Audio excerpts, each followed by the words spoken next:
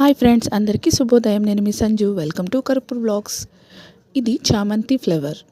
కరక్పూర్లో winter సీజన్లో ఎక్కువగా దొరుకుతుంటాయి. దాంట్లో ఎక్కువగా వైట్ అండ్ ఎల్లో కలర్ పెద్ద పెద్ద ఫ్లవర్స్ దొరుకుతూ ఉంటాయి.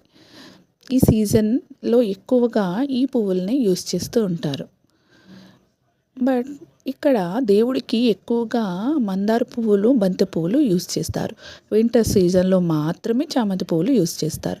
చామంతి పువ్వులు దేవుడికి ఎక్కువగా యూస్ చేయరు. ఇక్కడ ఇవి పెట్టుకోవడానికి, డెకరేషన్కి యూస్ చేస్తూ ఉంటారు. యాక్చువల్లీ ఈ ఫ్లవర్ నిన్న తీసుకొని వచ్చాను మార్కెట్ నుంచి.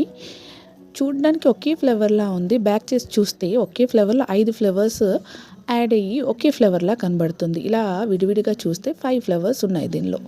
అదే మీతో షేర్ చేసుకుందామని ఇలా వీడియో తీశాను. ఇలాంటి మంచి మంచి వీడియోస్ కోసం నా ఛానల్ని సబ్స్క్రైబ్ చేసుకోండి. మరొక అందమైన వీడియోతో మళ్ళీ కలుద్దాం. అంతవరకు బాయ్ బాయ్.